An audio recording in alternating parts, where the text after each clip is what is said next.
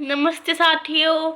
आज हम नेकराम जी की लिखी कहानी छोटू का घर पढ़ने जा रहे हैं। चलिए शुरुआत करते हैं। बात बचपन की है, जब मैं कक्षा तीसरी में पढ़ता था। हमारा स्कूल घर से 1 किलोमीटर की दूरी पर था। उस दिन पिताजी ने दफ्तर से छुट्टी ले रखी थी। पिताजी मुझे स्कूल छोड़ने चल दिए।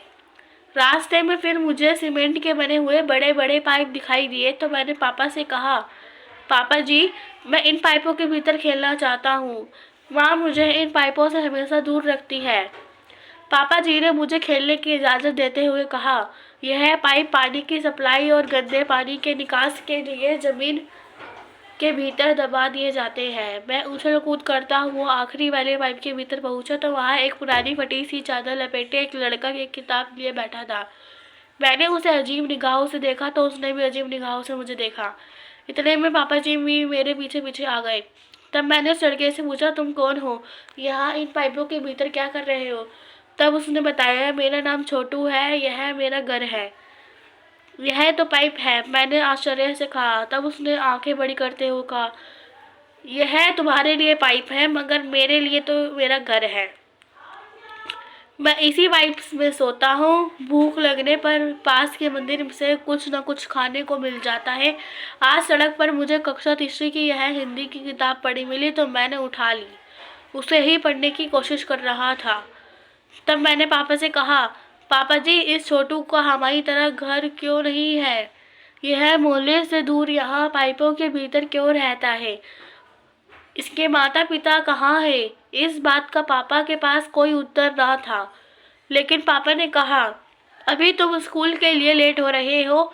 शाम को जब हम स्कूल से लौटेंगे तब छोटू को अपने घर ले चलेंगे। पापा की बात सुनकर मैं बड़ा खुश हुआ। पापा मुझे स्कूल छोड़कर पास की सैलून की दुकान में चले गए।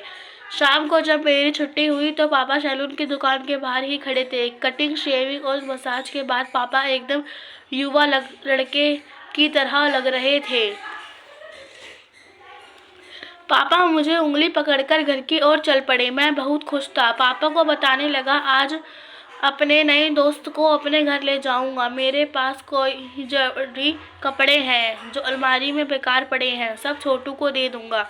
खिलौने का ढेर लगा हुआ है, वह भी छोटू को खेलने के लिए दे दूंगा। और अपने स्कूल में छोटू का नाम भी लिखवाऊंगा। घर में एक कमरा खाली रहता है, वह कमरा भी छोटू को दे दूंगा। पापा मेरी बात सुनकर खूब मुस्कुराए और बोले, पास एक छोटी सी साइकिल भी तो है, क्या तुम अपनी साइकिल छोटू को नहीं दोगे? हाँ हाँ, साइकिल भी दे दूंगा। बातें करते करते हम उसी जगह पहुंचे जहां दोपहर को छोटू से मुलाकात हुई थी। वहां बड़ी बड़ी क्रेन खड़ी थी, मगर एक भी पाइप नजर नहीं आ रहा था।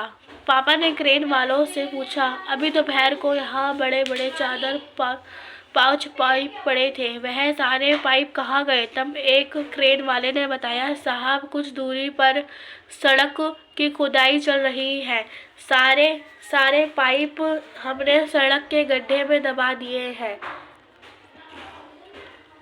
ऊपर से मिट्टी डाल दी। अब तो वहाँ सड़क बनाने का कार्य शुरू हो चुका है। तब मैंने क्रेन वाले अंकल से कहा, क्या तुमने छोटू को भी सड़क में दबा दिया?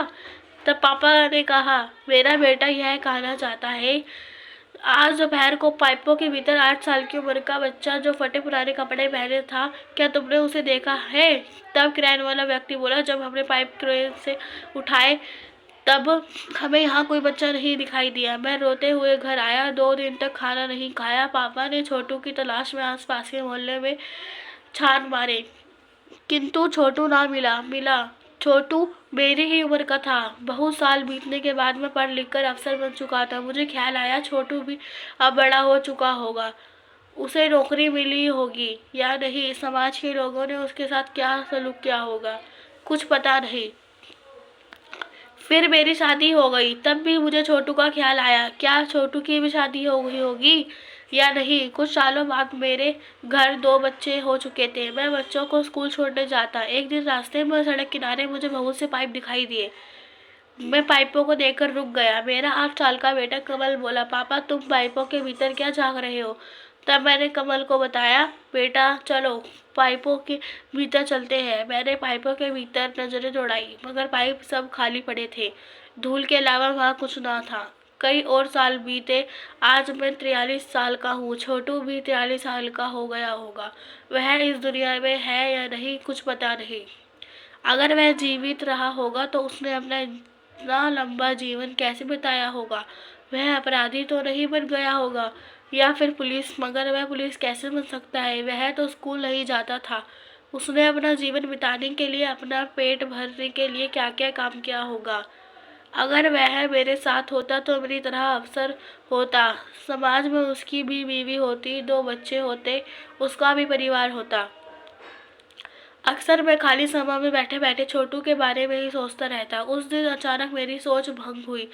पत्नी का कॉल आया। मैं बाजार में हूँ। सुनो जी, जो आपकी सफ़ेद वाली गाड़ी है उसके 300 रुपया और काली वाली कार के 400 रुपया, कुल मिलाकर 700 रुपये हो चुके हैं। वह कार साफ करने वाला गेट पर खड़ा होगा। आज उसका महीना पूरा हो गया है। उसे 700 रुपये दे देना। मुझे बाजार से आने में समय लगेगा।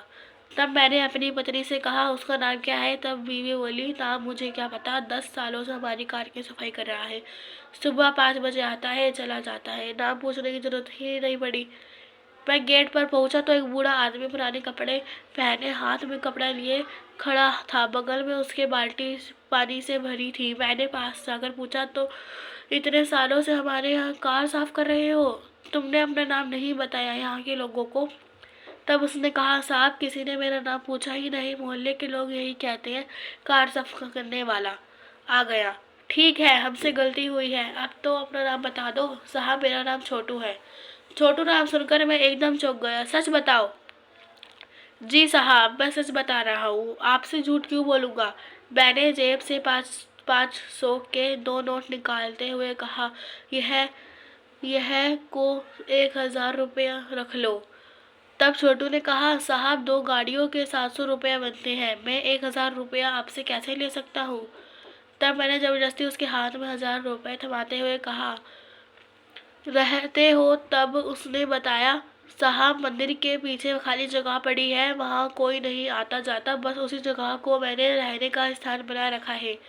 तुम्हें वहाँ रहने की कोई ज़रूरत नहीं है। छत पर हमारा एक छोटा सा कमरा है, वहीं रहो। और पत्नी और बच्चे हैं तुम्हारे? मैंने फिर एक बार उससे पूछा। तब वह चुप हो गया, फिर आंखों से पानी टपकाते हुए बोला, साहब मैं लवारिस हूँ। भला मुझसे कोई लड़की क्यों शादी करेगी। न रहने का ठिकाना, न नौकरी, बस पेट भरने लायक आप लोगों से रुपया मिल जाते हैं।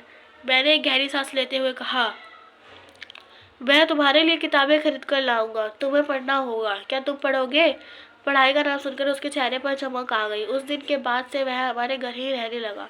वह समझ चुका था, यह वही छोटू है जो बचपन में गुम हो गया था। धन्यवाद।